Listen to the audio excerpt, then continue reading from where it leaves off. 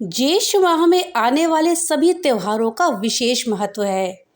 इस माह में वट सावित्री व्रत, शनि जयंती, अपरा एकादशी जैसे कई बड़े बड़े पर्व आते हैं। इसी में से एक है गंगा दशहरा। जेठ माह के शुक्ल पक्ष की दशमी तिथि को गंगा दशहरा मनाया जाता है। हिंदू धर्म में इस तिथि को बहुत शुभ माना गया है। इस दिन गंगा नदी की विधि विधान से पूजा अर्चना करी जाती है। साथ ही दान पुण्य जैसे कर्म करे जाते हैं और गंगा जी में स्नान किया जाता है। धार्मिक मान्यताओं की माने तो गंगा जी में डुबकी लगाने से व्यक्ति के सभी पाप धुल जाते हैं। यही नहीं, उसे सुख समृद्धि का आशीर्वाद मिलता है और उसके जीवन में तरक्की आती है। और शास्त्रों में गंगा माता को मोक्षदायिनी भी कहा गया है। गंगा जी में स्नान करने से व्यक्ति को मोक्ष की प्राप्ति होती है। दोस्तों, ये भी माना गया है कि गंगा नदी शिव जी की जटाओं से निकली हैं, इसलिए इस दिन शिव जी की पूजा भी करी जाती है।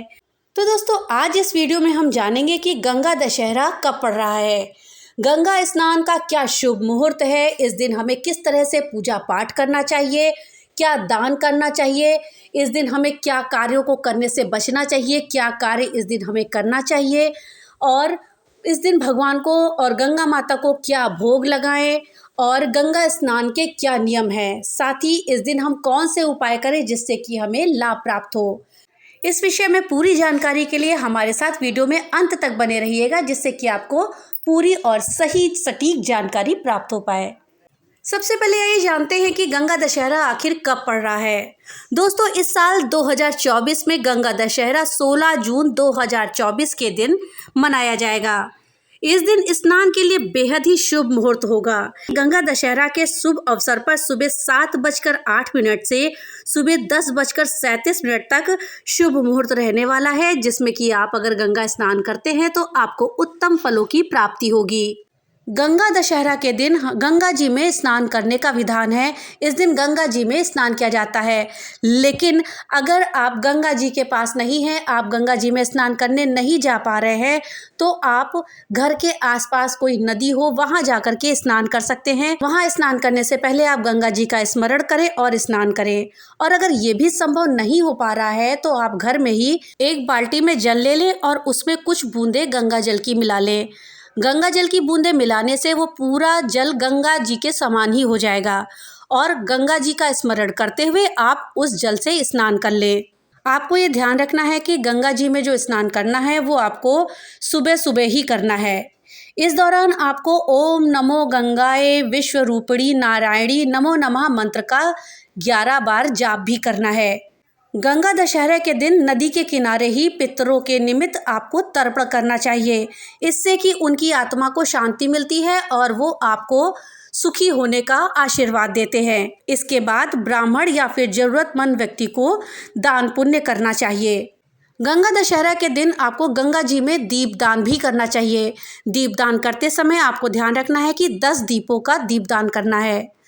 अगर आप गंगा जी में दीपदान नहीं कर पा रहे हैं, अर्थात आप गंगा जी नहीं पहुंच पाए हैं, तो आप घर के पास जो नदी है जहां आपने स्नान किया वहां दीपदान कर सकते हैं, या फिर वहां भी अगर नहीं पहुंच पाए हैं तो घर में ही आप दीपदान कर सकते हैं। घर में दीपदान करने के लिए आपको करना यह है कि आप एक टब में जल भर लीजिए और उसमें कुछ बूंदे गंगा जल की डाल लीजिए। फिर उसके बाद आप 10 दीप ले लीजिए और उसके साथ में फूल अक्षत सब लेकर के पत्ते का एक दोना बना करके उसमें आप एक दीप रखिए और उसी में कुछ फूल अक्षत बताशे इत्यादि रखिए। इस तरह से आपको 10 दोने बना लेने हैं 10 दीपों के। फिर उसके बाद एक एक करके आपको उसी टब में जिसमें आपने गंगा जल डाल करके पानी भरा है उसमें आप दीपदान कर दीजिए, अर्थात वो दीपों को बहा दीजिए।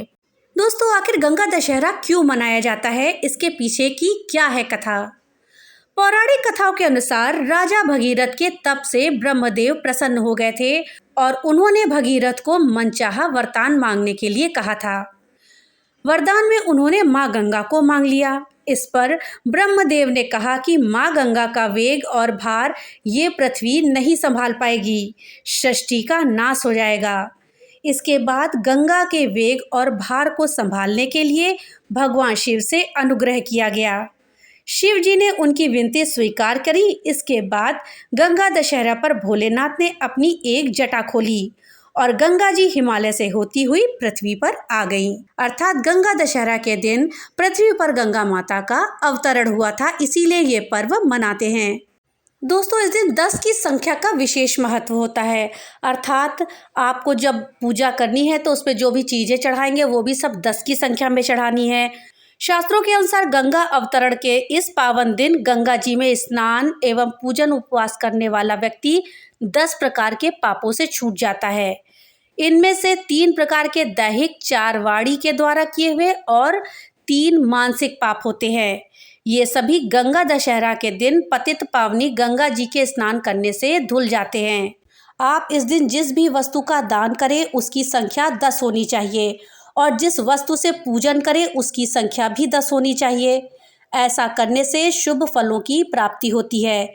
दक्षिणा भी आपको 10 ब्राह्मणों को देनी चाहिए। जब गंगा नदी में स्नान करें तब 10 बार डुबकी भी लगानी है आपको, यानी कि हर चीज 10-10 होनी है। इस दिन 10 की संख्या का विशेष महत्व है। दोस्तों, गंगा स्नान के भी कुछ नियम होते हैं। उन नियमों को ध्यान में रखते हुए ही हमें गंगा स्नान करना चाहिए। इसमें पहला नियम है कि गंगा जी में स्नान करने से पहले आपको सामान्य पानी से अच्छी तरह नहा लेना है। उसके बाद आप गंगा जी में नहाएं। गंगा दशहरा के दिन गंगा स्नान करने जाते समय इस बात का हमें विशेष ध्यान रखना है कि अपने साथ हम साबुन, शैम्पू इत्यादि चीज़ें ना ले जाएं। गंगा जी में स्नान करने का मतलब ही होता है शरीर की शुद्धि। ऐसे में इन सब चीज़ों की कोई भी आवश्यकता नहीं होती है। गंगा स्नान के समय गंगा माँ का ध्यान करें और मंत्रों का निरंतर जाप करें। गंगा स्नान के दौरान किए गए मंत्र का जाप अक्षय फल देने वाला होता है। ये कभी समाप्त नहीं होता है। ऐसे में मंत्र जाप को आप प्राथमिकता अवश्य दें। गंगा स्नान के समय अक्सर लोग घरेलू काम जैसे कि अपने कपड़े धोना गंगा जी के किनारे शुरू कर जाते हैं। दोस्तों, आप ये बिल्कुल भी ना भूलें कि ये कोई मात्र पानी नहीं है, ये गंगा जल है। इसमें स्नान के बाद आप अपने पापों और उनके अशुभ फलों से मुक्ति पा रहे हैं, इसलिए उस जल को मैला कदापि ना करें। दोस्तों, गंगा स्नान के समय भगवान शिव का भी ध्यान अवश्य करें। माँ गंगा के मंत्रों का 21 बार जाप करके आप भगवान शिव का ध्यान करते हुए उनके पंचाक्षर मंत्र ओम नमः शिवाय का 108 बार पूर्ण श्रद्धा से जाप करें।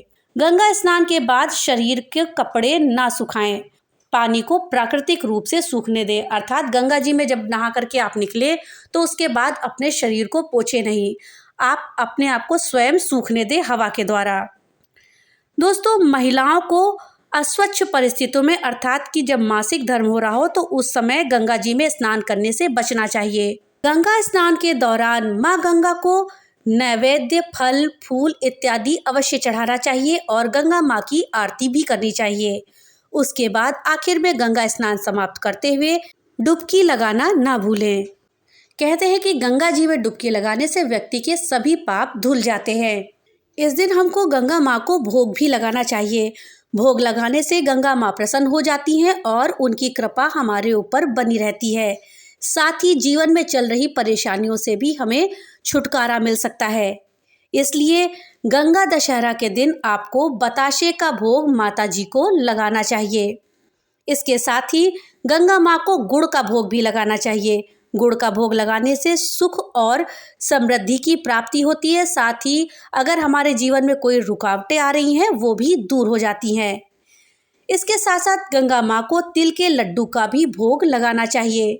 इससे आपकी मनोकामनाएं पूरी हो सकती हैं और आपको पितृदोषों से भी छुटकारा मिलेगा।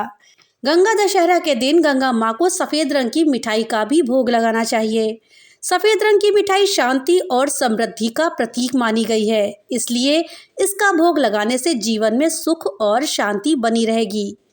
आपको इस बात का ध्यान रखना है कि जब भी आप गंगा माँ की पूजा करें तो उसके बाद गंगा माता को भोग अवश्य लगाएं।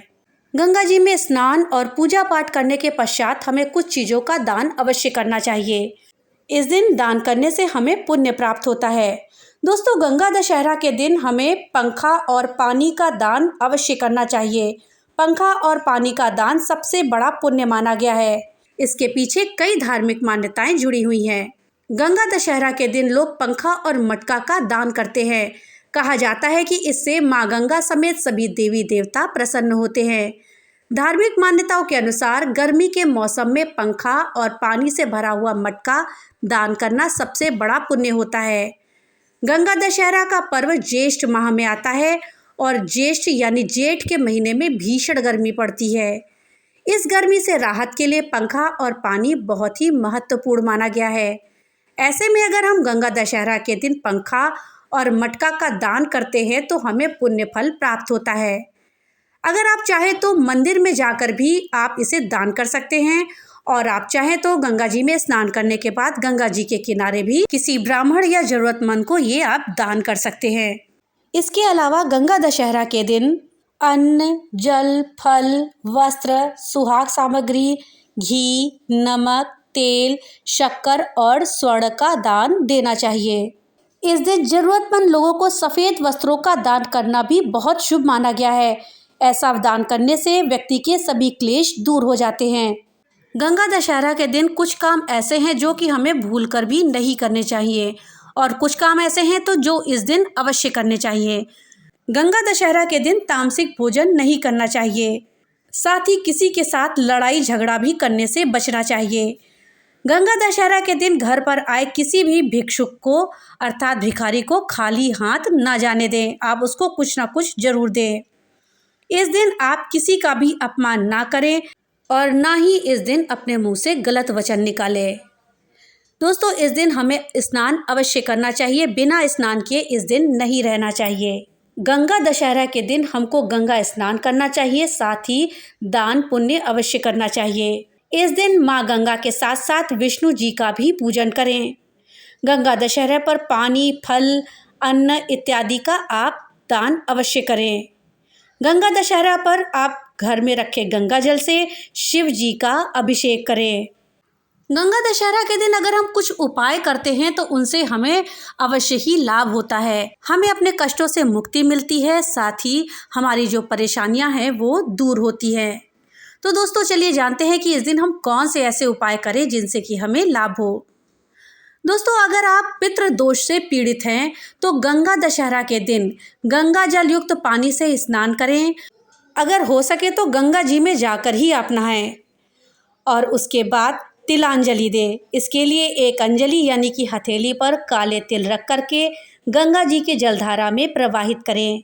तिलांजलि आपको 3 बार करनी है। गरुड़ पुराण में लिखा है कि 3 पीढ़ी के पूर्वजों का तर्पण हमें करना चाहिए। इसके लिए 3 बार तिलांजलि करी जाती है। गंगा दशहरा के दिन गंगा जल युक्त पानी से स्नान करने के बाद गंगा जल में काले तिल मिलाकर के भगवान शिव का अभिषेक करें और अभिषेक करते समय भगवान शिव से मोक्ष प्रदान करने की कामना करें। इस उपाय को करने से पितृ दोष से मुक्ति मिलती है। इस दिन हमें शाम के समय छत पर दक्षिण दिशा में एक दीपक जलाना चाहिए। साथ ही पितरों से सुख समृद्धि और वंश वृद्धि की कामना भी करनी चाहिए। इस उपाय को करने से पितृ प्रसन्न होते हैं और हमें वंश वृद्धि सुख समृद्धि का आशीर्वाद देते हैं।